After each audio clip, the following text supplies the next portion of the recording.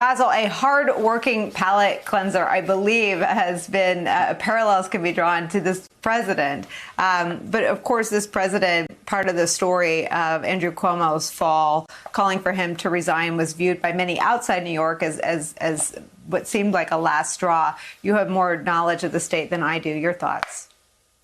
Well, I agree with all that was said before. And I tell you, it is an old tableau, isn't it? A powerful political figure who many could say has done some good things, but felled by scandal. And at the end of the day, bereft of any friends and allies to keep him in power. And if you really look at that press conference today, that juxtaposition, I think, is really telling and sort of sums up his time as governor. He tried to center women in his remarks. But before that, his personal attorney went after each and every one of the accusers and then pointed to the attorney general, a woman, African-American woman in Tish James, to basically discredit her and her staff and the report itself.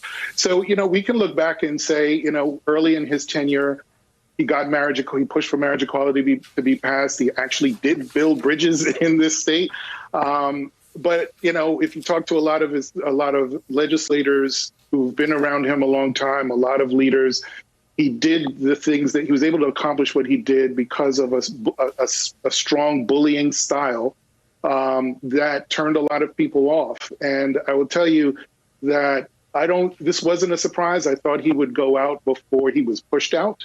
But at the end of the day, it says a lot that as progressive a state as New York purports to be, we have had our first African-American governor, our first African-American attorney general, and our first woman governor after the scandals of white men in Spitzer, in former Attorney General Eric Schneiderman, and in Andrew Cuomo. So I do hope that, to the senator's point, this is a bit of a palate cleanser and that it really does change the culture of the state government.